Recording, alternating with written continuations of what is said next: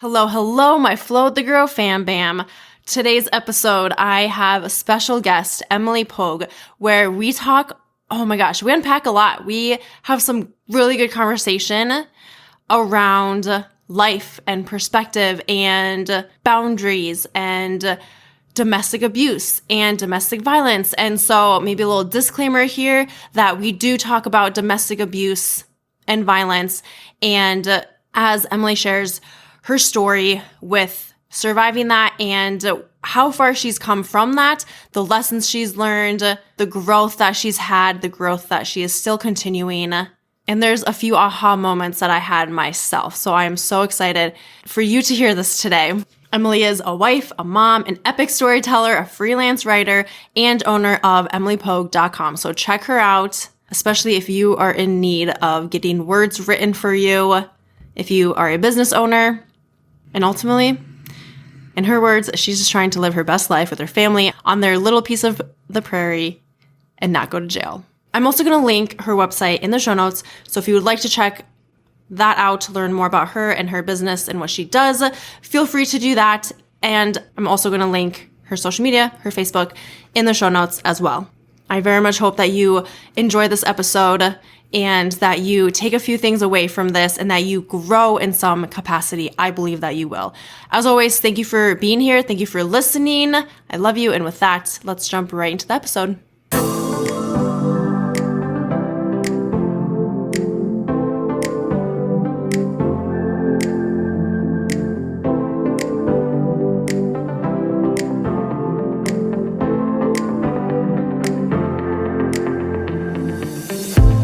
I was gonna wear my shirt that had flowers on it, and it said "I'm fucking radiant," and I was like, You shut up. well, sometimes I have things here, and I didn't know. Oh, should have just Next worn time. underneath I your should have. sweater. Or was I it should a sweater?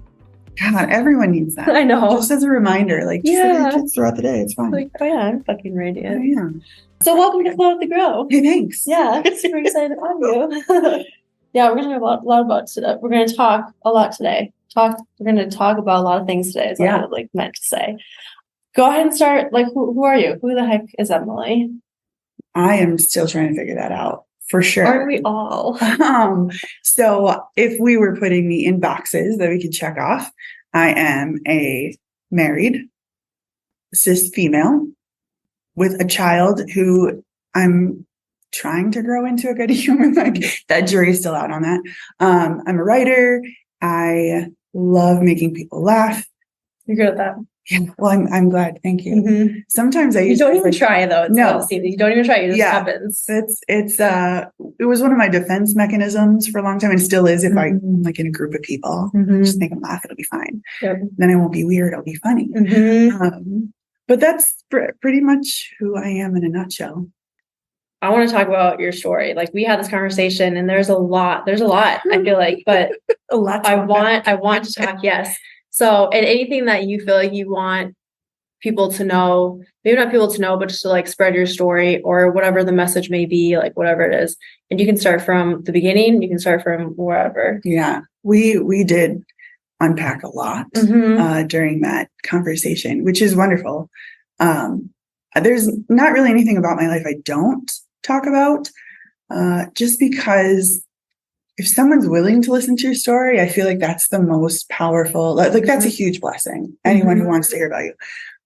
But I have spent 43 years on this earth, just kind of testing boundaries in a lot of ways and learning a lot of things. So I am a survivor of domestic abuse. I came from a family that people typically call broken home, but it's not. I grew up with my mother, and who is my stepfather, but he was my dad growing up. I'm the oldest of 6 kids, and that has presented some interesting things being of a blended family.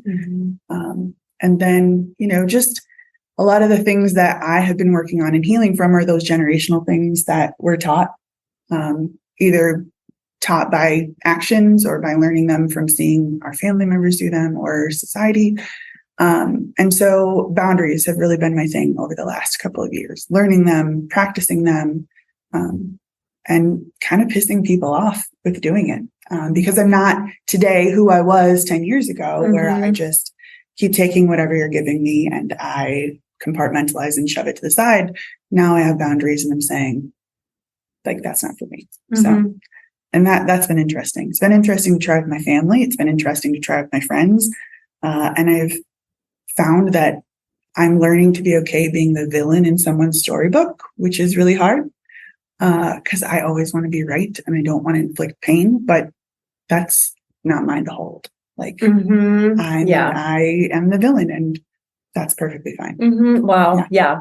And I feel like a lot of people like struggle with setting boundaries. Yeah. Like it's kind of a hard thing to do, or like even really like know how, or like, is it okay to set this specific boundary? When should I set boundaries? Like, it's just like but then also on the other side, if you don't set the boundaries, like if you just let people treat you however, then you're never going to be treated how you should and how you feel fulfilled, right? Like if you keep being the doormat for someone else, there's never going to be this epiphany where they just say, aha, we're 15 years into our friendship and I realized that I've been treating you like shit. Please take my apology. Like it's never going to be that. Yeah. If you let someone know, I'm unwilling to continue this conversation with you, if you do A, B, and C, you know what my parameters are. And when you cross them, you know what the consequence will be. I'm going to leave. And there's such power in that. And we often think that it's like the mean thing to do is having boundaries. And I still, with my family, am working through that. Like,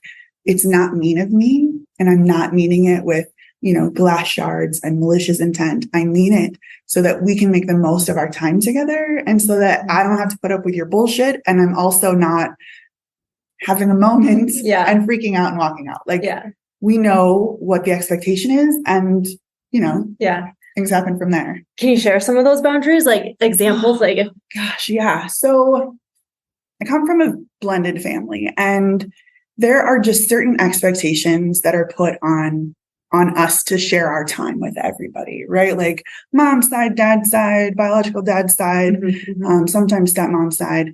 And when we all get together as a family, just for instance, like we got together for the 4th of July, there's so many of us and we are so diverse. There are, not even politically, like just how we live our lives, how we parent, how we respond to stimuli in our environment. Like we're all diverse. And I found a couple of years ago that I was constantly going into these like big family things going, I really don't want to go. I'm like, God, I know when I go there, people aren't going to hear me. They're not going to pay attention. I'm going to be, the 13th person of priority there. And of course, with that comes the work of saying, who gives a shit if you're 13? Like, whatever. But saying, I don't have energy to put out for all of that. And so-and-so's kids are going to be crazy. And this one's mouthy. And this one's like completely different from you. So expect to have turmoil. And it was like the Sunday scaries related to family. So what I've been doing is being really intentional about the time that I spend with the people that I love. So making time outside of that, but putting up my boundary for the day, saying, hey, we're going to come up and we're going to spend that time, but it's going to be for the day. And we'll be there to partake in all of the activities.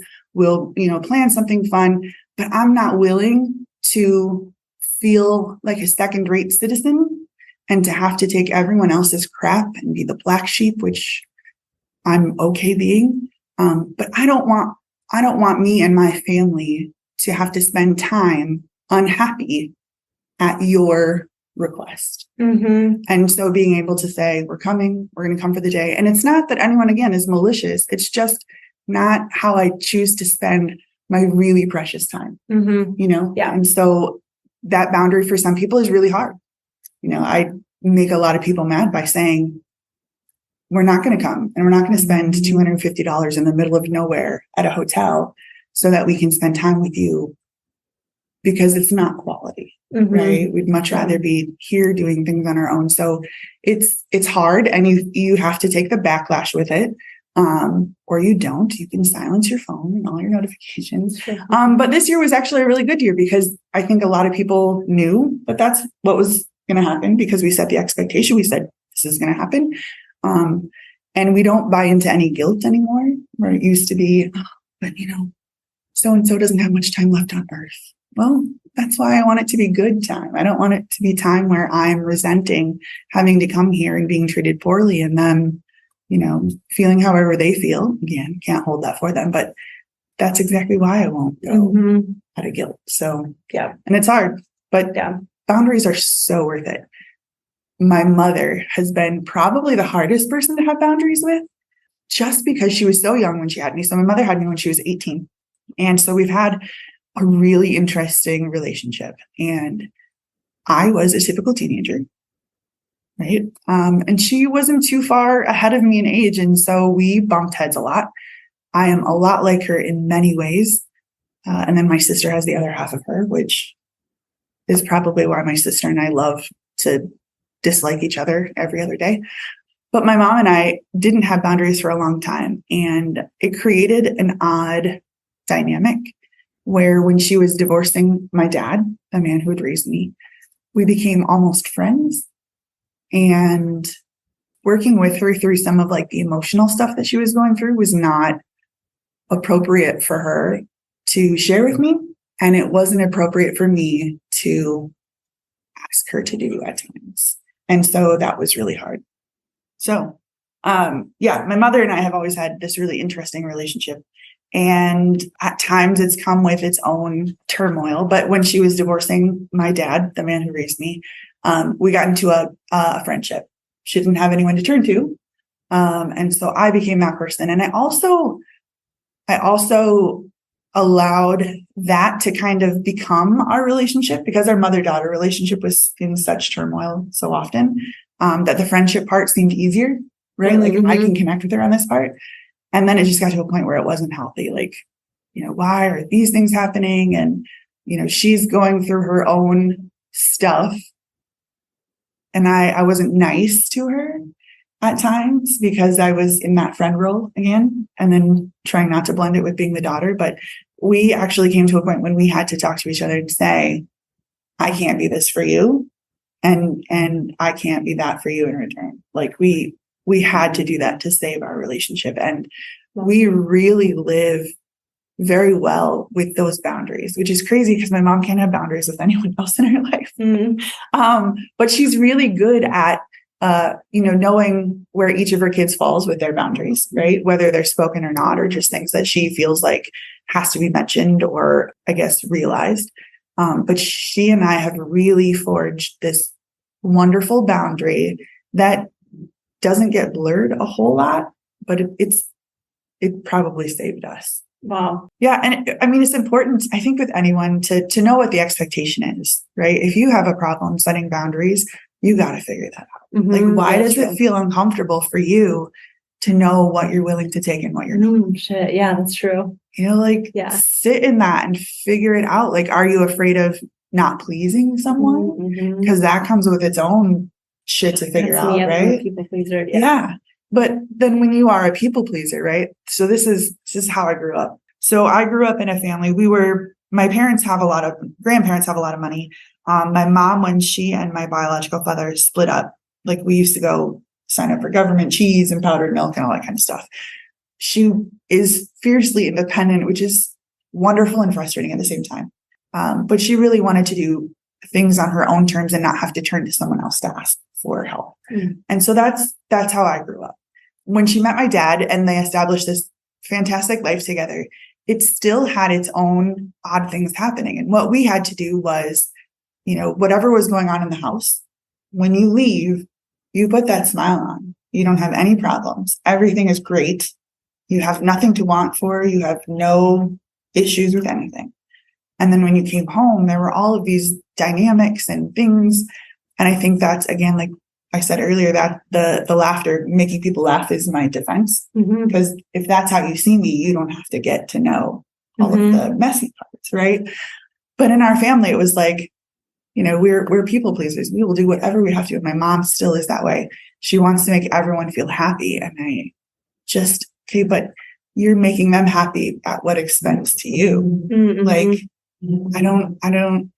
I used to be that person until I realized that you can keep pushing and you can keep pleasing and you can keep trying to reach these ridiculous goals and trying to be the favorite or the best or the person that supports everyone.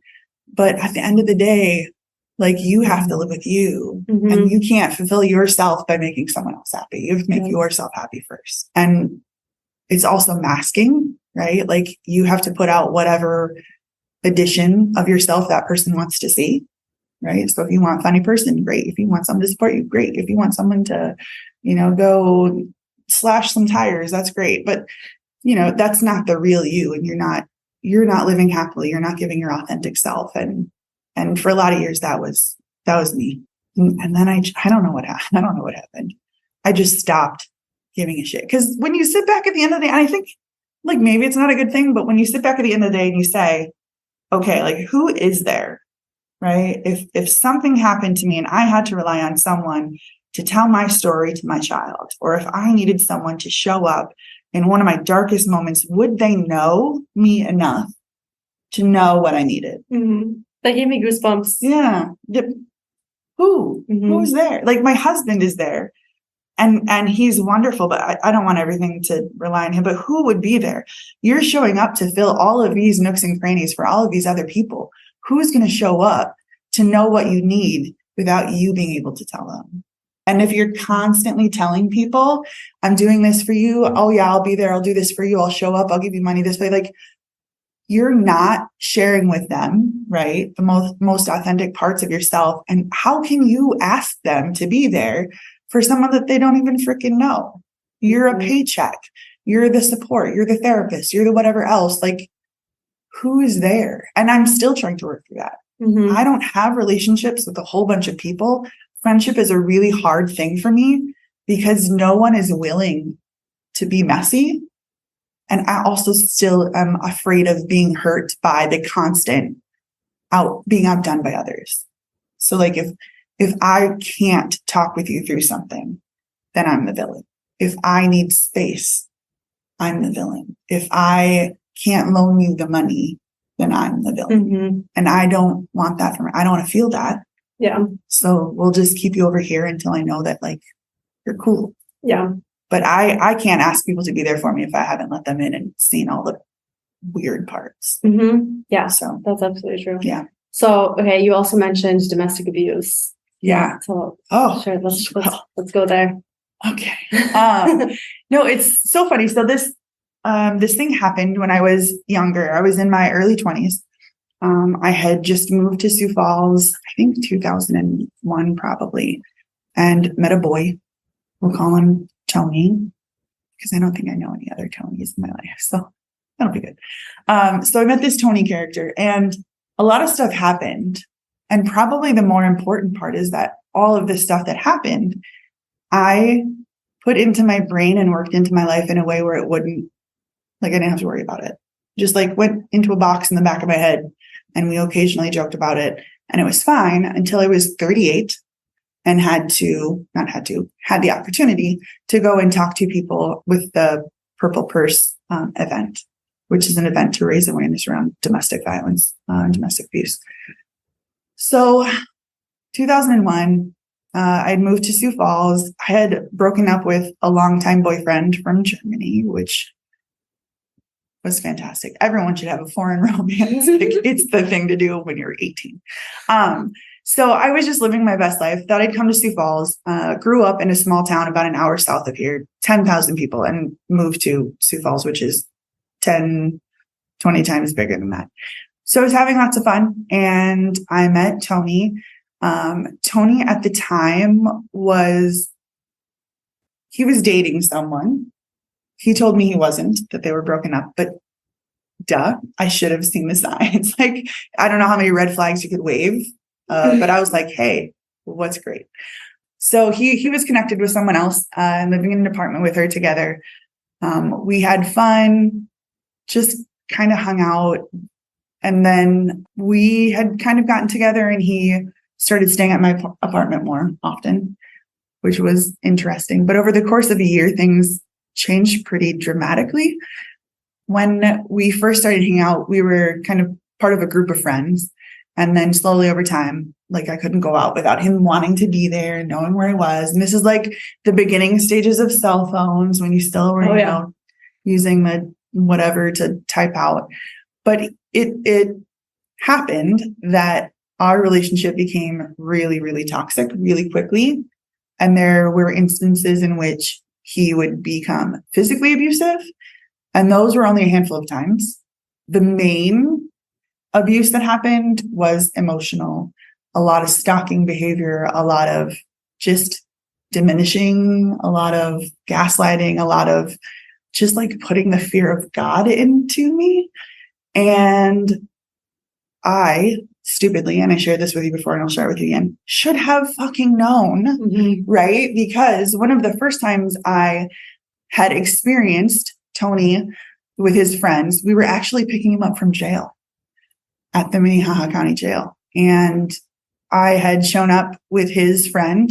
They were going to bail him out. And it was because he had slapped his ex-girlfriend, right? And had been arrested. And so I was like, okay, teehee, you know, this is what happens in the movies. This is like every love story has the bad boy and the good girl. And so that was that. And like, meant nothing to me. Like, had never witnessed domestic abuse ever before. I'm like, so she got slapped. What's the big deal? Like, she probably deserved it. So just like probably a month later, we were shooting pool at, I think it was Acme back in the day. It no longer exists anymore. Thank you, Jesus, that place is no longer there because many crazy things happened. But we were shooting pool and this ex-girlfriend of his walks in and comes up to me. And I thought for sure we were going to throw down. So I was ready. And she walks up to me and she gets close to my face and she says, I hope he hits you like he hits me. And I looked at her and I looked at her and I said, I will never make him mad enough to hit me. As if she deserved what she got. Like, just blows your mind now. Right? Like, now I look back, I'm like, what the fuck? How could I say it? Like, who I am now would never in a million years say that. But who the fuck did I think I was at 21 years old to look at another person and say, hey, guess what, girl? You deserve to get your ass beat because you set him off. You were the reason that, like, and we talked about regret. I don't regret things that I could do over. I regret the way that I handled things. And I regret, like, there's disappointment with that. I never want to do things over because then I wouldn't be here. Right. However, I look back on that moment with such disappointment and like, I want to beat the shit out of me at 21. Like, A, why did you say that? B, how could you not have known what was coming? How did you think that you were so different? The error in your thinking that you as a woman could do anything to provoke a man to hitting you or treating you poorly is ridiculous. Like, anyone, whether it's a man and a woman or a woman, like, nothing you do should be able to provoke another person. Like, you are never the incendiary that makes someone hit you, right? Yeah. What was I thinking?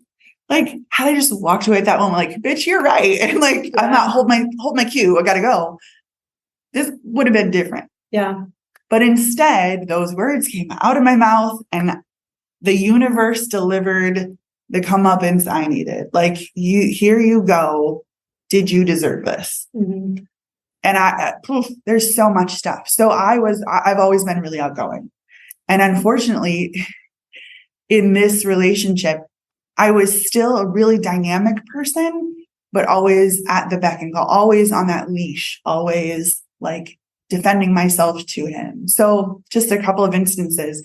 There was one night, a friend and I had gone out as a group, a gal friend and I, and we met up with a couple of friends, her boyfriend and his friends. And at the end of the night, we decided we were just going to walk home because everyone either decided to stay or they had driven off. And this was a really nice guy friend of mine. We walked home and my cell phone was off, had died. You know, it's not like today where they last forever. So unbeknownst to me, Tony had been driving around outside of the bar that we were at, waiting for us to emerge, and had been following us with his lights off on the streets of Sioux Falls. And had followed us. I think we got as far as like behind the Best Buy, I want to say. Anyway, had pulled up and opened the door and said, get the fuck in the car.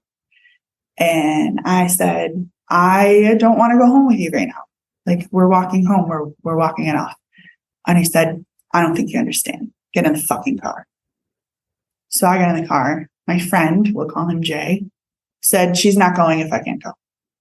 So he hopped in the back and we proceeded to go to Jay's house to drop him off, his apartment, dropped him off. And then we went home to my apartment.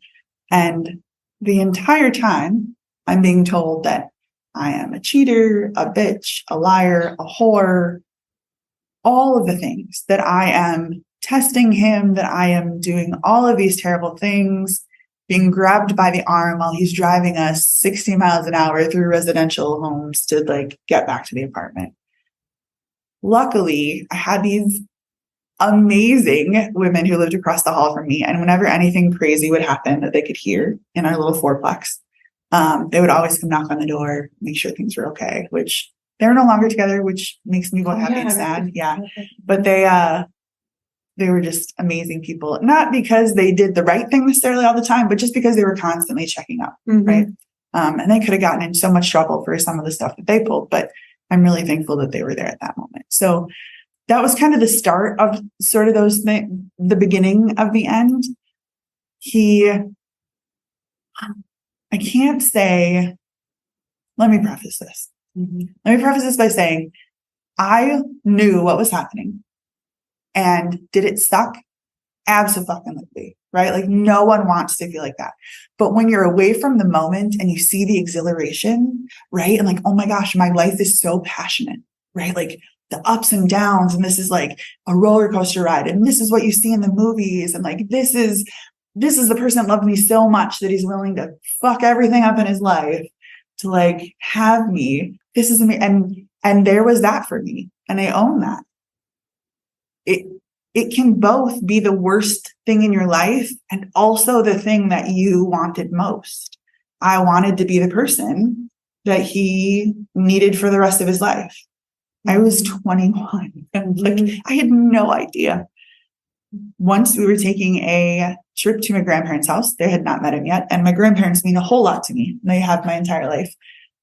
We were taking a trip out there so that they could meet each other. And there are a bunch of river hills when you get out, probably about 40 minutes from their place. You lose all cell reception. You did back then, and now it's spotty at best. We had gotten into an argument about something. I don't even remember what it was. He was displeased with my response or my lack of response. And he, in the river hills, slowed down a bit and pushed me out of the car and said, find your own way home. I had no cell phone. This is a highway that goes through, like I said, the river hills. So there's ups and downs. And if I was walking anywhere, I'm probably 15 miles from the nearest homestead of sorts because it's rural. So he let me walk for a little while, and then he ended up coming back, and like a dope, I got in the car, right? But it was just enough to like remind you, I own you, right? Like whatever I do, you need to depend on me to get home, to do this, to do that, to have friends, to, no one's going to want you. No one's going to. So as much as I felt like this really thrilling thing of like being wanted so madly that this person is just fucking crazy, there's also that like diminishing of who I was.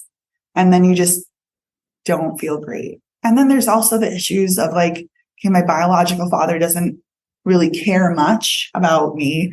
My mother and father my mom and dad had split up at this time through their divorce, and my dad was out living his life, and my mom was, living her life and getting her mental health together. And so there was like no place for me to really go. So he was it. And it was like this perfect mix of bullshit in my life that he was the only person I had to cling to. So it sucked. But I eventually decided that it wasn't healthy, that this was not how I wanted to live my life. Not that I had any like real clarity about what this was, because I was still only 22 when we broke up. But I couldn't sever myself enough from him. I kept coming back or allowing him to come back again because I had no one. And so I decided I'm going to take a nanny job in New Jersey and I'm going to get away. 1,500 miles between me and him. It's going to be fine. Was there like a specific event or like situation where it was like, I got to be done with this? Or was it like just a mix of like everything that happened and you like realized No, you needed out? See, that's the thing. That's what a lot of people ask when we talk about domestic abuse. It's like, how do I know, like, what can I do to help the person? Right. And my response is always, you're not going to be able to get them out until they're ready to get out. Mm-hmm. You can plan everything. I tell people, have a plan ready to go whenever, but don't expect it to happen on a certain date. Yeah. Have the steps ready to go.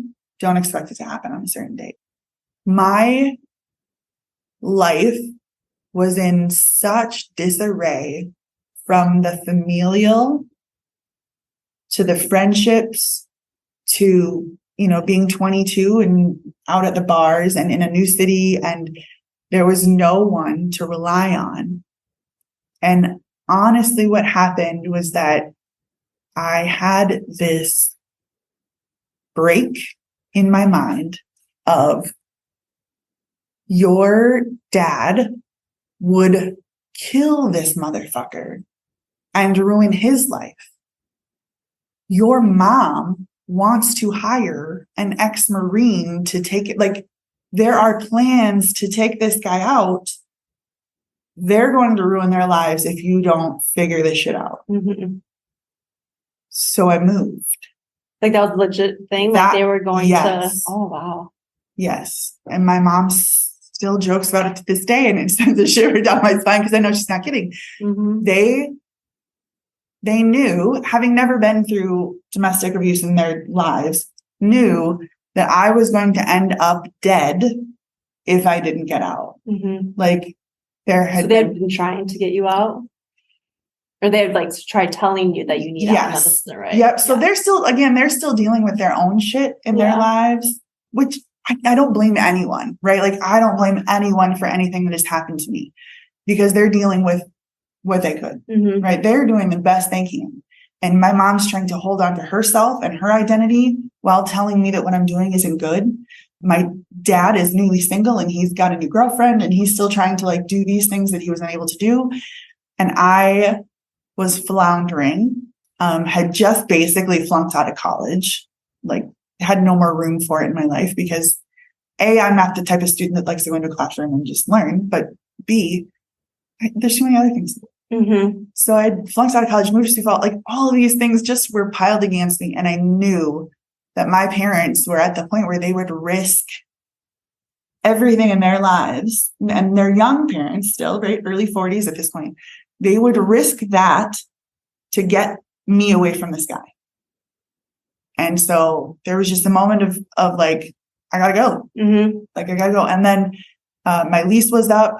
My job at the relay service for the deaf was just something that I was doing. It was a great job and I loved it. I especially loved it when like the underwear guy called and he's like, what kind of underwear are you wearing? And we'd all like giggle. Anyway, so I took a nanny job and I moved away.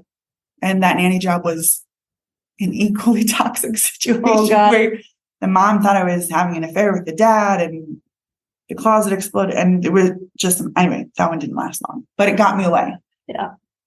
I came back to visit and I immediately inserted myself back in his life. Mm-hmm. I can still remember his phone number to this day because that's what we did back when we didn't have cell phones with like program numbers. We remember those. Yep, I remember that. So I called him up and we were going to go hang out. And then I found out that he had slept with his ex-girlfriend. So she went back to him too. I don't know what it was about this man. They went on to have a baby together. Oh my gosh. Oh, girl. Holy shit. Yeah. Are they still together? No, God, no. Oh, okay. Holy cow. No, he has effectively ruined the lives of several people. When you moved and took that nanny job, did he try and stop you or did he try and come out? Like what happened? Yeah, he was mad. I actually didn't tell him for a really long time. I just told him I was moving in with my cousin, which I did for a couple weeks.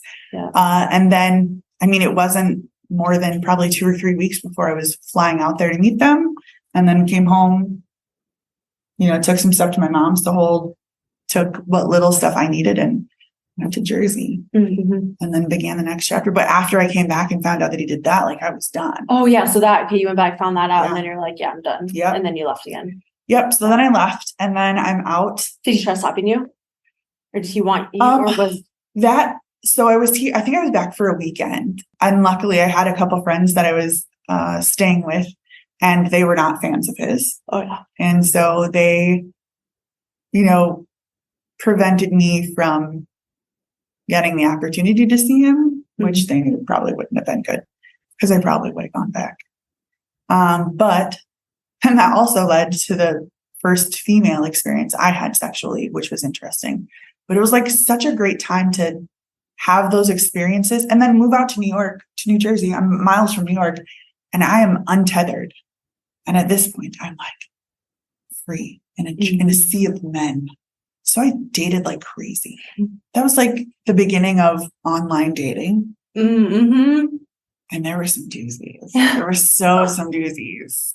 But it was really good. Like I had all of those experiences in the midst of this crazy chaos, not filtering through any of them, just kind of like, oh yeah, they're in my mind. And then we're like, just put them where they belong and moving on. And then I ended up meeting my ex-husband, and we dated for 6 months before we got engaged. Oh, that's right. Yep. Yeah. And then I think we set a date for like 2 years in the future. We got married and didn't last a year. So yeah. But that's what happens when you don't do your work, right? Yeah. Like when people say they're going to go through marriage counseling, I'm like, that's awesome. But guess what? You cannot build a foundation on two fucking broke people. Mm-hmm. You have to figure your shit out first. Yeah. And you have to be whole and complete, as does your partner. Mm-hmm. And then you guys can work on the relationship together. Yeah. If you don't have a relationship with yourself and you don't know you, then you are going to add nothing to a relationship. Yeah. Lucky for me, my ex-husband wasn't even interested in doing any marriage counseling. Yeah. So I was like, okay. Were you guys, what went wrong there? I don't know that he ever loved me in the way that I expected to be loved, because I think he was accommodating himself by saying, this is what I should do. This is what it looks like to be a normal person in society. You get married to a woman and you have these problems and you just live through them. I, on the other hand, became this like crazy different person from who he met. Because in my mind, you don't really have an opinion. If you have an opinion, you get divorced. If you have an argument, you get divorced. If you, go out, you get divorced. That's what I learned from my family. And so what happened is I started becoming this person that I'd never been before to him. And I'm sure that was fucked up. Like, who wants to marry one person and then I get someone completely different the next year, So I thought I was taking very good care of him by making him big meals and by being there and supporting him and being 1,500 miles away from my family and friends. Like his family became my family, which they still are, and they're amazing people. But I didn't have my own sense of self. So I tried merging with him, and I became a very jealous person. Whenever he wanted to go do something, it didn't include me. And I so changed. And I'm sure the Long Island accent didn't help my struggle. So we lived in Jersey for a long time, and then we moved to Philadelphia. He got a new job, and we were there for about 6 months. I had gone through bartending school, thought I'll start bartending, took a nanny position also, just didn't really have any idea what I wanted to do with my life. And I don't know if I would sign up to be with someone for the rest of their lives if they didn't know what they wanted to be when they grew up. And at this point, I'm 25. And it just, we weren't working together anymore. It was a really difficult decision to come to, right? But I had expended everything I thought I had. And I can't speak for him and say whether or not he fought for it, whether he wanted it, whether he ever loved me. But I knew that I couldn't live with the way that things were.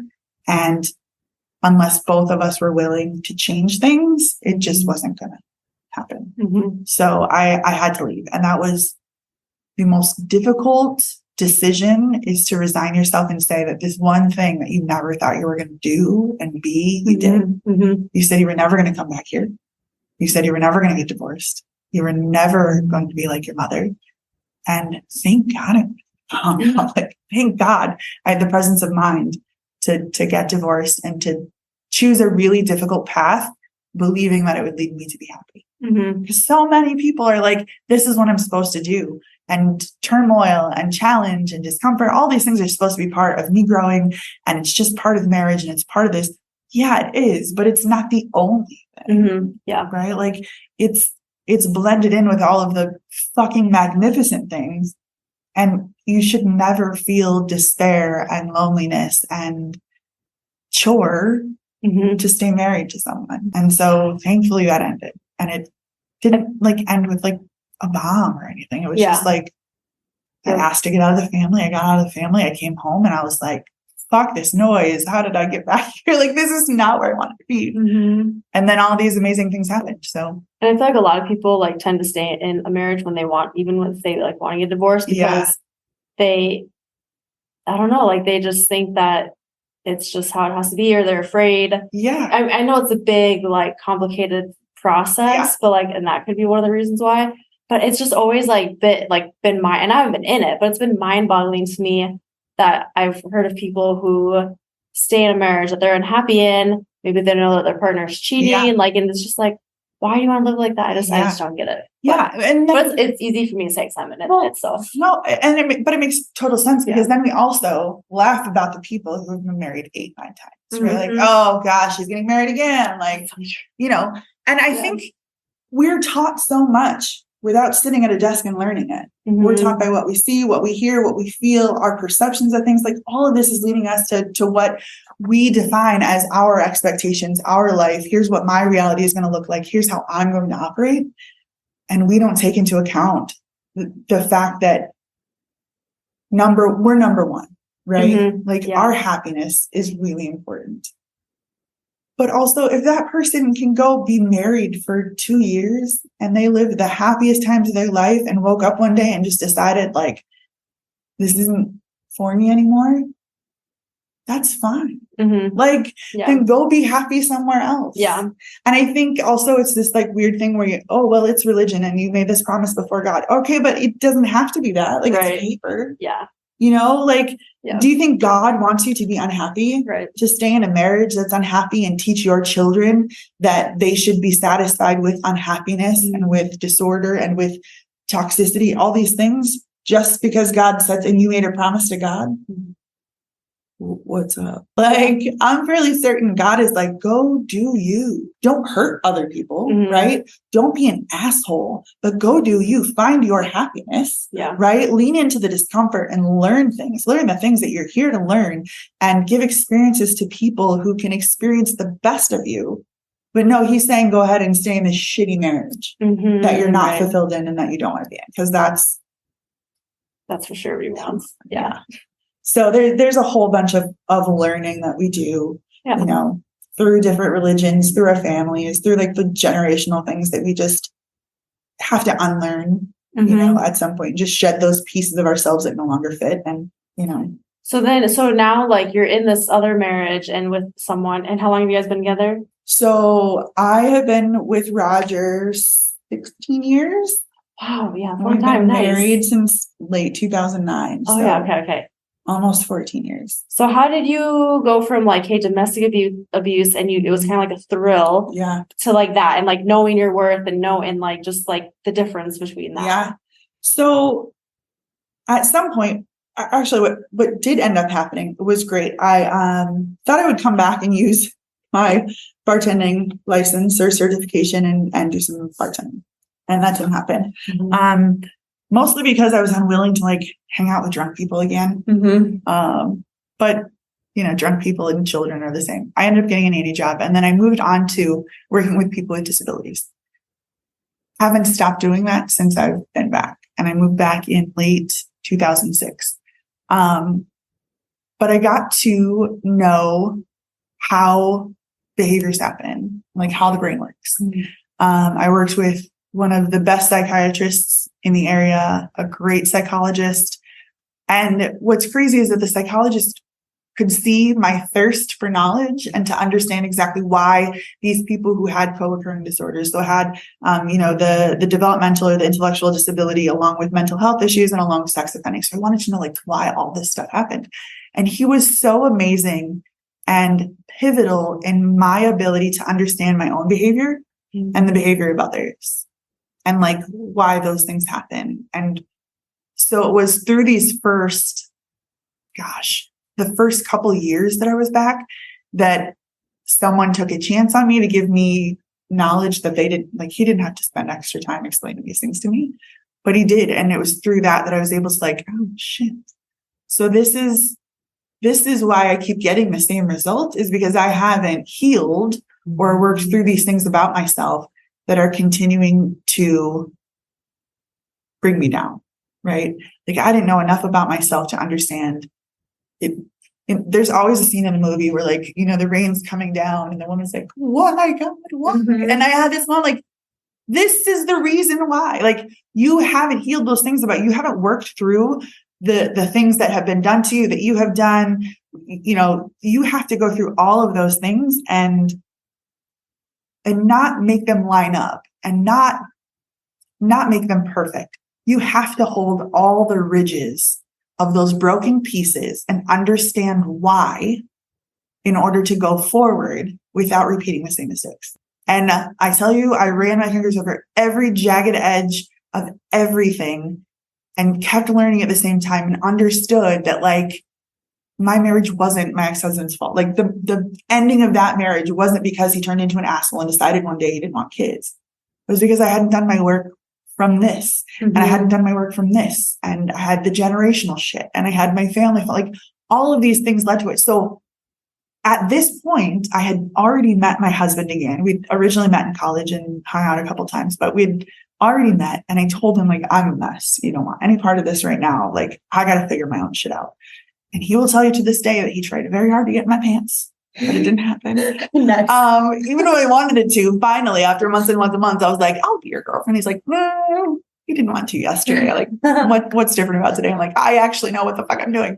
But it took a lot of working through that to really understand that I have to be okay with myself.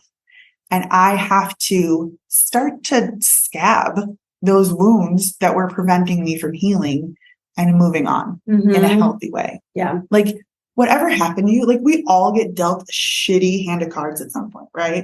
And sure, you can fold them, but if you're going to stay and play, right, then you're going to work your cards to your benefit. That's what it is. So you can take your shitty cards and you can, get another hit. You can, fold. You have so many options, but you have to play them. Right. And you have to make the most of your hand despite what you've been given. So I'm about to do that. Right. Like I got to figure this out. And so I started doing my work and I started building boundaries. This was really important when I came back to do that because I didn't want to fall back into a lot of things. So probably within like 3 years of being back, by the time I got married, I'd really done my work. My husband had to account for a lot of things because I still had my daddy issues. I still had trauma from the domestic abuse.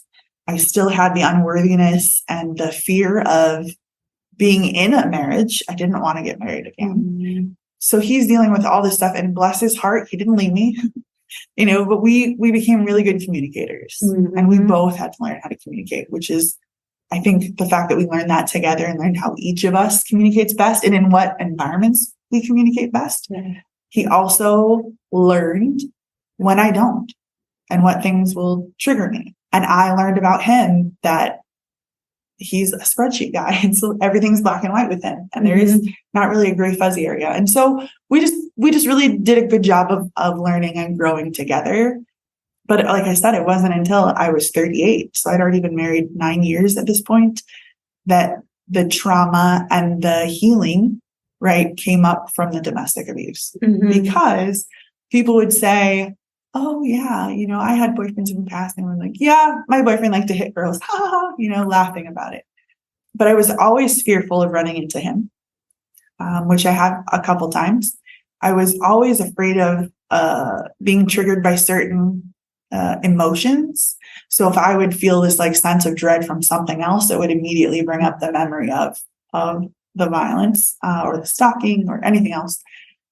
There were places that would be triggers for me, and it just wasn't a healthy way to live. And so part of the Purple Purse event was that they brought in speakers to tell their stories. And the woman that I went and spoke with, she has an amazing story. And it's not one that I will tell because it's her story to tell, but she is an amazing person who's doing her work, and it's hard work to get through this. But it was through that we had to write down our stories and how are you going to tell this? And I allowed myself, I think for the first time ever, I allowed myself to feel hurt and feel angry and to feel disappointed and for so long I'd only felt fear.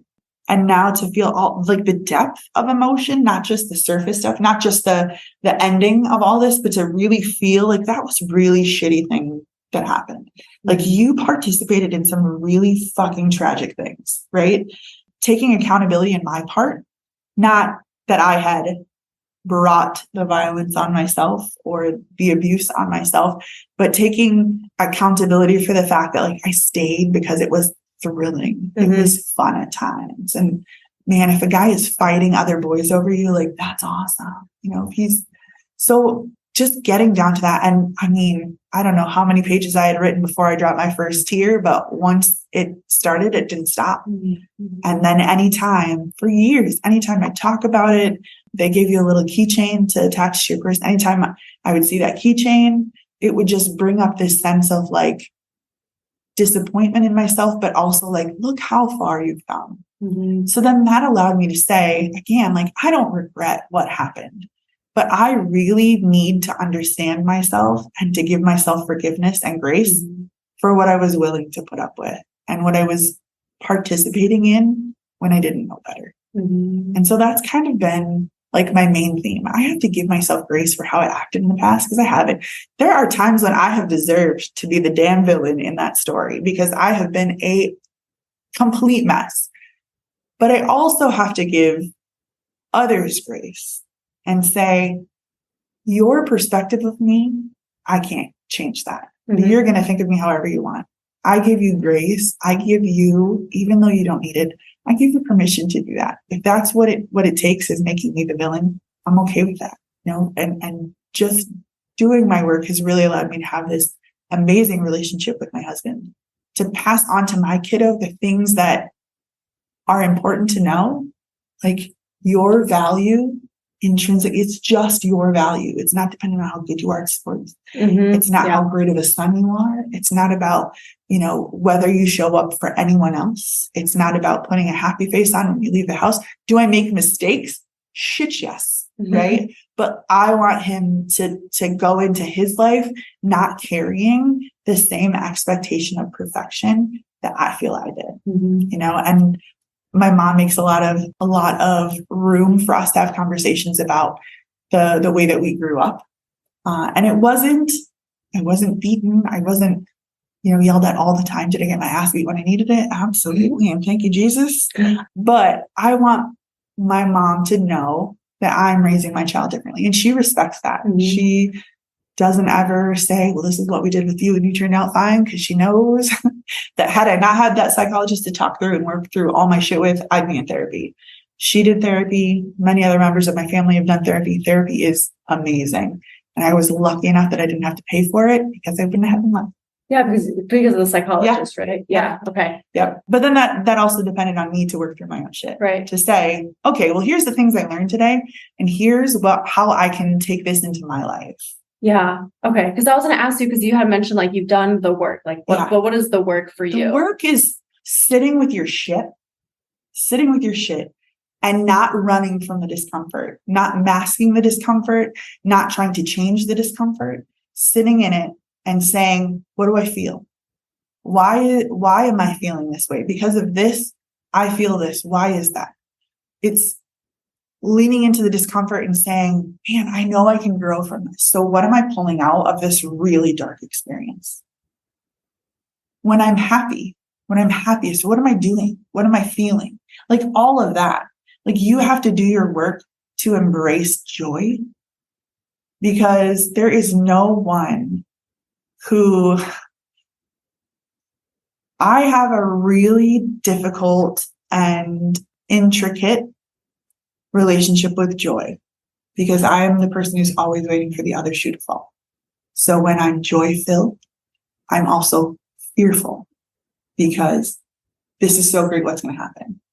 So doing your work is understanding why you do, think, say, react, respond the ways that you do to people, to your environment, to the Canadian smoke that's trying to kill you. Like, why are all of these things happening? And working through them, saying, I may not have responded great then. This is how I can do it now. Working through it and saying, while it wasn't my fault that I got hit or choked or stalked or told these terrible things, I signed up for it. So what am I going to require of myself in the future so that this doesn't happen? It's also accounting for just you. Like, you can't change other people. And you can mask all the shit you want.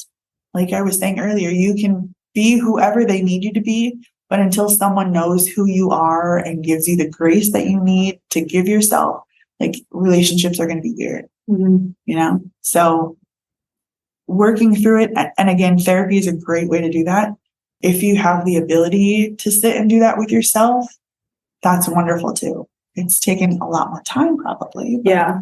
Like, did you do all that with the psychologist and or was that more like just you were doing that? No, yourself? Just me and learning also. So I knew that I needed my life to be different when I moved back. Like, I have very obviously chosen poorly, not just with relationships, but just in general. Like, some of the decisions I have made with friendships, with places that I've been, knowing that they haven't been healthy, just all of it. Like, I know I have to change things. And so how can I take the knowledge that I'm getting and how can I apply that in a way that helps me to grow towards who I want to be? Right. And I'm still constantly doing that. But, filtering out all the bullshit and saying, here is what I know about behavior and why people do it too. This has also allowed me, and this is the craziest thing, this has also allowed me to see why people are the way that they are. My grandparents, my mother, right? My sisters and brothers, me, my husband, my son. I understand why it happens. And that allows me this great feeling of, okay, I know why you're doing it, right? I can help you with the awareness of why you're doing it. If you're unwilling to do that and you're still just going to operate out of your trauma response or whatever, cool, I'm out, right? So I can get away from this, not necessarily understanding exactly why, but knowing enough that if you're not doing your work and you haven't done your work and you have no awareness around why, look, you can't be in my life because that you are just responding to what's happened to you before. And I was recently in a job where our director is someone who operates out of trauma response, and that didn't work well with me. And so I had to leave eventually because, again, it brought up those feelings of the Sunday scaries. What's going to happen next? I have to shadow box because I'm not sure how this person's going to show up at work tomorrow, just like I was with Tony. I don't know what his affect's going to be when he comes tomorrow. If he shows up and he's got a flat affect, is he internally in turmoil and going to, come after me? If he's hyped up, is he going to come after me? Or is that just the outward response and not? So all of these things taught me, right, about what my director was doing. I am unwilling to stay here and deal with the toxic environment, which brought up a whole different bit of issues. But you constantly learn and you're constantly making yourself better by filtering through the experiences and your perspectives and all those things. And then what comes out, you want it to be the best of you. You want it to lead to your happiness. And sometimes it doesn't and you fuck up. And then that's when you give yourself grace and say cool, I tried it. It didn't work out. Cost a lot of money, whatever it was. And then move on. Yeah. Because you learn, it's just a learning process with people. I never want to not be learning. Yeah. I love learning, but I don't ever want to be in a place where I'm just comfortable. Everything's peachy. Right. Yeah. Because it truly is through that discomfort that you learn the most and you can tap into your authentic self and have experiences that really change your life. but don't sit in the discomfort forever, right? Like, take the discomfort, start to understand why, and then make a change, right?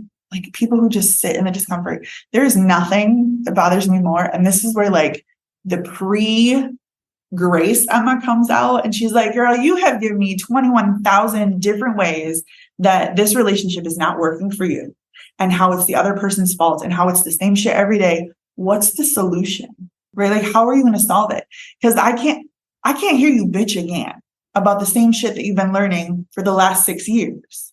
So either you stop coming to me, right? Which is my boundary. Stop coming to me with this, or figure out a way that you're going to change it for you, for your kid, for whoever. And then like, let's move on. But I'm not going to let you sit here and get a solution. Yeah. This is where I treat lots of, like, if you come to me with a problem, cool, let's try to solve it. But if you only come here to complain and to use me for my support, my mental capacity, like, that's so true. And that's stuff I've taught my friends to do too. Yeah. When you're calling me with an issue, that's great. Text me beforehand and say, hey, do you have bandwidth to carry this for me for a second? Fuck, that's good. Right? Yes. Like, and they do that because that's my boundary. Yeah. Sometimes I am so full of my own emotion that I'm going to say something to piss you off, right? B, I'm not going to be a good listener for you. I'm not going to be a good soundboard because I'm already tainted by whatever bullshit's going on in my life. Or maybe I'm just in a spot where I don't want anything to bring me down. Yeah. I need you to ask me about my capacity to hear what you have to say. That's like amazing. Yeah. Holy shit. But like, what an easy requirement. Yeah. And what a great thing to give your friends too. Yeah. Hey, I have this thing. It's kind of heavy. Do you have time for it? Yeah. Do you or have the mental capacity, like you said, like, how I feel like that would improve so many relationships and friendships, like just to be able to ask. Yeah. That. How many times when you look at your phone, when someone calls you and you look at your phone like, I can't deal with this right now. But maybe it happens to be a great thing. Take away that like thing by just saying, hey, I'd really love to talk. I just don't have the capacity to handle this for you right now. But text your friend before you call them and say, hey, I want to share some really great news. Maybe they're in a fucking bad place and they can't cheer for you right now.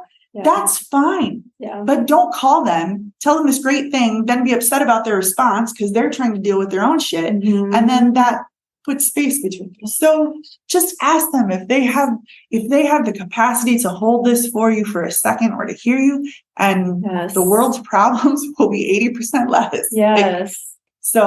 Yes, even if it is something exciting or like great news. Yeah. Both ends. Yeah. Oh, shit. That was a very aha moment for me. Well, look at that. And you're younger than I was when I got any of my aha moments, so you're ahead of the game. God. Yeah, wow. I love that. Yeah. So like what do you feel like has been, I don't know, this is maybe gonna be a hard question, but like the biggest like learning lesson from all of that? I think the recurring thing, lesson that I still to this day continue to learn is that you can only be accountable for yourself fully, right? You can be accountable for other people to a certain point, but you can only be accountable to yourself. And with that, you are accountable to yourself for your happiness, for your future, for your own worth, your value, your intrinsic value. It's so important. And like we constantly have to work on that. So if we think we've got it meddled down by the age of 30, that's great. By the time you're 32, you're going to be completely different. So you have to constantly filter those things and be okay with holding yourself to task, to give yourself grace, to learn your lessons, to be a nice human, to do your work. But you can only be accountable for yourself, and no one else can come in and change you. You can't go in and change anyone else.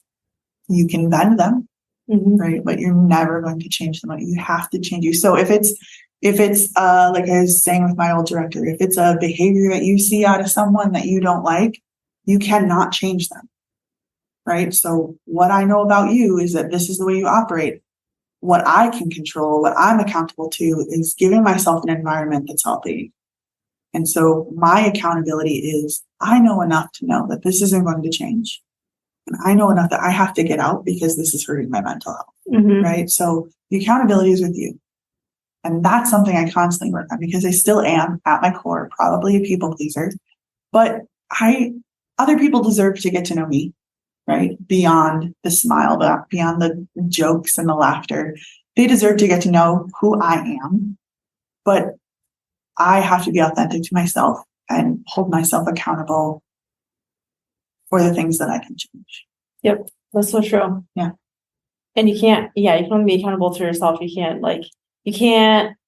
I'm never going to be able to plead my case to anyone else. Right. Either. Like you're never going to have my experiences and my perceptions, and you're never going to understand the reason why I did things because you haven't lived in my shoes. You can like get it. You can be like, that's why she responded that way. But you'll never intrinsically know, like, we are all the lived experiences, right? Like we're all of our lived experiences. And I think that's like what we're lacking nowadays is that we see someone who's having a bad day. And yes, Karens are assholes up and down, but someone's having a bad day and they're saying these things, not because necessarily they're out to make your day awful, but maybe they've just gotten a phone call that their mother's in hospice. Maybe, they had to deal with a friend on the phone who didn't ask them if they had the bandwidth to hold something. Maybe they've just been shat upon by life so often that that's just their normal response, right? And so you have to be held to account for your own things, and you experience the world. You can't change that person. You can change the way that you respond. Yeah. So that's so true. You can change the way that you respond to things. Sometimes it's hard. Sometimes I legit have to sit on my hands and close my, like bite my tongue because I really want to make a lot of people cry. Yeah. Like I want to make people cry who deserve to cry.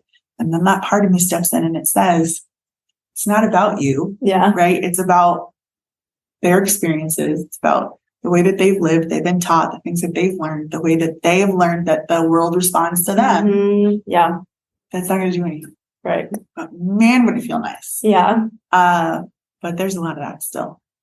Yeah. But I hope I'm blessed with another 50 years. Where would that put me? At 100, almost 100. I hope I'm blessed with the opportunity to age because I still have a lot more to learn. Yes, that is so true.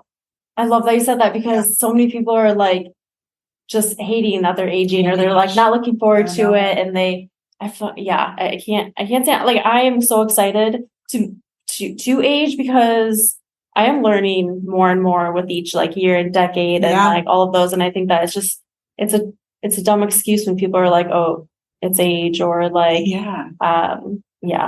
have to look at it from the other side. So I lost one of my first friends in a car accident. She was not buckled, got into a car accident. She died and she was 15.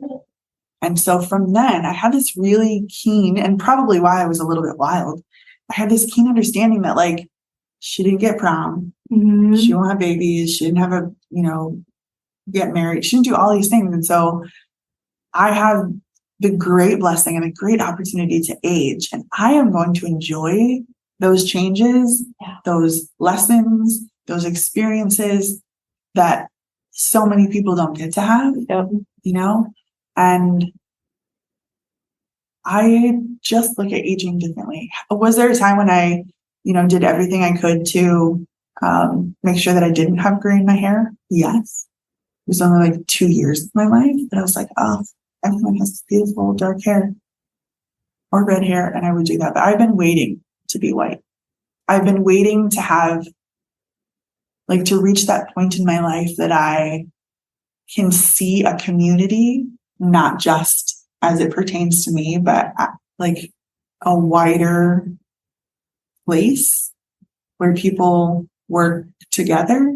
And I think once I got out of my 20s and into my 30s and now into my 40s, I start seeing how these things interact with each other, systems, people, that I think when you reach a certain age too, kind of let go of that sense of like everything has a sheen to it. Like everything is so magical. And then you get out into the world and you realize like, gosh, that was the veil that prevented me from seeing all the cracks in these things. Like you realize your own mortality. You realize other people's mortality. You recognize that the things that people do, like people could be absolutely happy on the outside, and then you start to realize that their home life isn't great, or you start to understand more about the way that the world works, and like that's amazing. Again, it's that learning thing. Yeah, just love it. Yeah.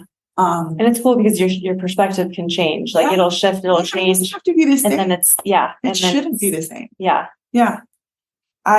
It's been interesting. It's been interesting to like be someone who wanted so badly to get out of the Midwest and then to go and to still have an experience that wasn't great and come back home, dreading coming back home, dreading checking the box that says divorced on all of your stuff, dreading, running into your high school popular crowd and they're like, oh, I already got divorced. Well, me and my husband just met our second date. And you're like, that's awesome. Which has happened. But being able to move past that and say like, holy shit, not that I'm better than them now, but man, I have lessons that thankfully they won't ever have. Hopefully they'll never have. Yeah. But I've learned so much from those really shitty things that I probably know myself a lot more than a lot of people will ever get to know. Yeah. And that's and it's cool because you can pass it down you can change the narrative within your family moving forward now. Yes. I'm not going to hand the generational shit down to my kid, hopefully. I mean, I'm sure he'll need therapy at some point from things that I do, but it won't be the same shit. Yeah. Right? Like, or you're at least like working on yourself to like try and prevent like anything. Right. And it comes with a lot of recognition too. Like you have to recognize when you're doing things that aren't getting you where you want to be. Like, man, my kid knows what buttons to push. He'll be 9 next Monday. He knows what buttons to push. And now it's the eye roll. We've now discovered eye rolling. Oh no. How mom responds to eye rolling. And mom has been like, you better fix your face. Right? Like that has been the thing. You better fix it. So now when I do it, he says to me, Mom, you better fix your face. So usually when I'm looking at his dad, like, I'm sorry, you did the dishes, but you didn't clean off the stove. Like that kind of like, Mom, you better fix your face. I'm like, I just want to be like, Yeah. But then having the be like, okay, he understands that I do the same. Like I understand that I am teaching him. Yeah. Where do you think he learned the eye roll from? Like I had that down. But yeah, it's a good life and it's never going to be perfect. And thank you, God, that it's never going to be perfect because then I'd stop learning. I'd stop with the discomfort. I'd stop, leaning in to understand myself and others better. And I don't think that there's any need to just stop and be the same person for the rest of your life. How boring. How boring would I be if I was only the same 21-year-old? Yeah. Yep. That is so true. So I like aging. I mean, the wrinkles are a different deal, but we'll deal with those later. Yeah. Laugh lines. Yeah. Yep. Laugh lines. Yeah. Yeah. Next, my mom was just saying how she'll be 50 next April, I believe. And also she was just saying how she's just like dreading, she's like worried about her 50. She just like has this feeling that something that's not going to be good. I'm like, well, that's because you're already deciding that that's going to happen for you. Yeah, self-fulfilling prophecy, man. Yeah. And it's just like, if you put it into the universe, I'm a firm believer in energy. Yeah. Oh, 100%. It's yes. And it's there. And there are things that you can control and manipulate and whatever you put into the universe, whether it's thoughts or behaviors, like that's going to have a consequence of some sort, whether it's good or bad. There's going to be something that happens because of that. Yep.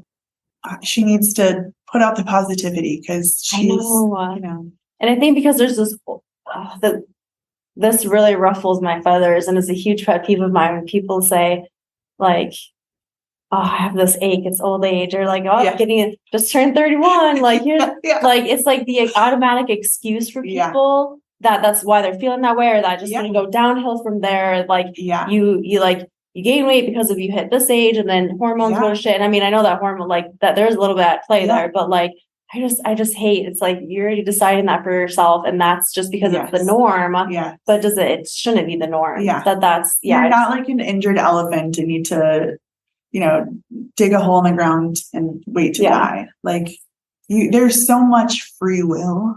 But I think often that those sorts of things become an excuse. Like, I don't have to try anymore because this is just what happens. Right? Yeah. Yep. And it's really all about perspective, like how you perceive that and how you, and like the environment, right? Like people telling you that, but you can choose to change that perspective and that narrative for yourself and decide differently. And oftentimes we open our mouths and our mothers and our fathers come out, or whoever raised us come out. And it can be great sometimes, right? Like the older I get, the more my mother comes out. Oh, and the more kind of I'm okay with it. When I was in my 20s and 30s, I was like, oh shit. And now I'm like, I understand why she said this, and it's so applicable to this thing. But I often think that a lot of the things that we say, do, and believe are because of our environment, of how we were raised. And so people can be like, oh yeah, my grandma had this happen when she was blah, blah, blah. What you focus on is the thing that you drive towards. That's why if you see a plow on the road, you're not supposed to look at the plow. You're supposed to you look somewhere else to go around. Because where your focus goes, that's where that's where your goal is. That's, I never thought about it like that. Don't put it out there. Because those little energy things start connecting and bumping into each other. And then before you know it, you're 20 miles from where you want to be. But that's where your brain went. Yeah. Yeah, no, so like that. You gotta train your brain. Yes, you do. Yeah. It's a thing. Yep.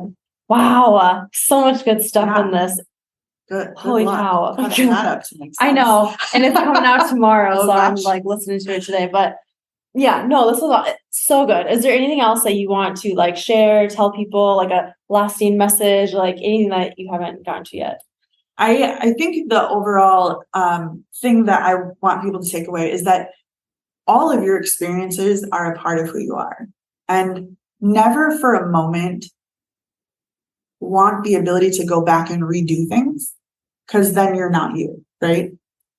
You can regret how you responded. You can regret how you handled things. You can regret the fact that you didn't do or did something, but don't ever not be okay with the fact that you can't go back. Right?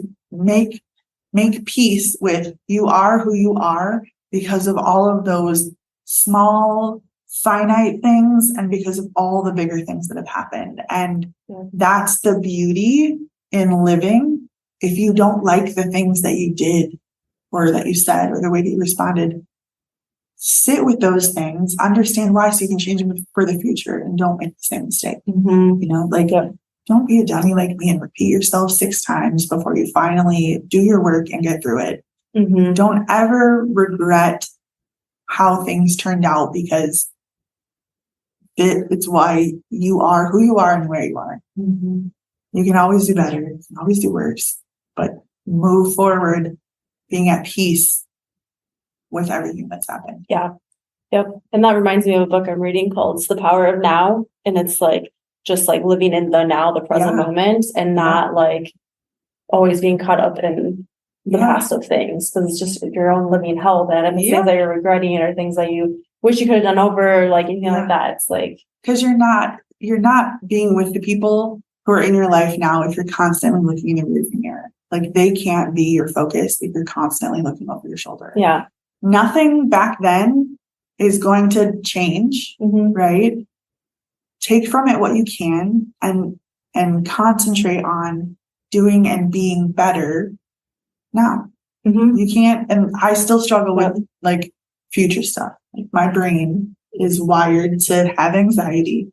And so the constant, well, what ifs, and that's a trauma response also. But I am starting to work towards being present in the moment, not worrying about what comes next, but setting myself up to have the best outcome. Worrying right now to have the best outcome.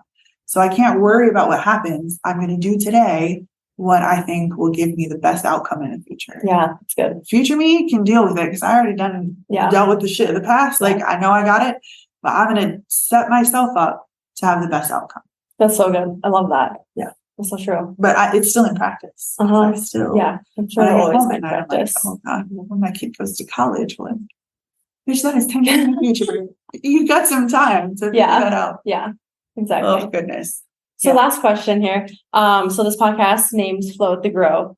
So everyone always has a cool different answer to this, but what comes to mind? I know I didn't prepare for this, but what comes to mind when you hear flow with the grow? Like, what does that mean for you? So flow with the grow for me just means that like in those moments that you are learning about yourself, you are growing, and that you can't stifle yourself. You can't completely make a stop. You have to constantly be growing into the things that you're learning. So like, don't ever put a period at the end of your sentence, don't put yourself into a box. Don't stop yourself from doing or being or, experiencing. You have to go with things and grow into them. Like there is a constant movement to life and you can't stop or you're going to be at the same place while everyone else is 4 miles in front of you. Yeah.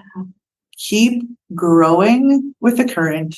It's going to happen. You're going to grow up to be an amazing person or a shitty person. And like only you can determine that. Yeah. But if you're a shitty person, we're not about to hang out. Ever. I love that. Oh my gosh. So that's what it means to me. I love that. Yeah. Yeah. Life is constantly in motion too. That's good. Well, thank you so much for doing this. Yeah. And hanging out and sharing your story. And like, this is a whole part of you that like, we hung out, a couple months or whatever, but it's like, I never would have guessed that this was your story. And here you are like sharing and like, it's like a whole new, whole new Emily. And I think that's a good thing to end with. It's the fact that like, you don't know what people have been through. Give them some of your time if you can. Let them tell you their story and learn why they are the way they are. Yeah. Yeah. Like, oh man. Yes. I'm not about to sit down with some people, but it's always good. And I think people enjoy sharing their stories. And there's oftentimes things that make people cry, and it's okay to let them have that feeling. Like crying and just touching someone's knee is like the most supportive thing ever. That's so true. You don't have to apologize for me crying. You don't have to, but I love sharing. And I think it's cool because like people will connect with it, even if they don't ever tell you that, but like people will like hear it, connect with it, like feel less alone. Yeah. Or maybe they take it back and they're like, they have someone in their life that acts just like you. And they think they're bubbly and outgoing all the time. And it's because they have an amazing life. And then you learn like, they've probably been through some shit. And this is probably masking behavior. It's not like, I just need to be a little bit more grace filled for this person and allow them it's okay to take down whatever wall you're putting up. Like you can be you in front of me and I will never make fun of you for it. Yeah.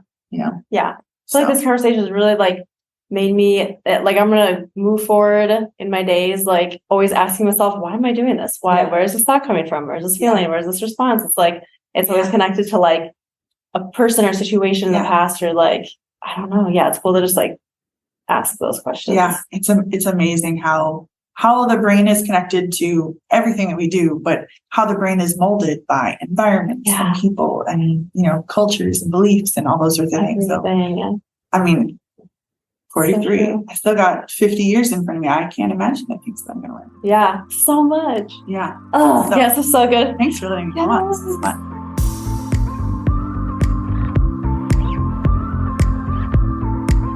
Thanks for tuning in to this episode of Flow with the Grow. I'll see you next week for your daily dose of positivity and growth.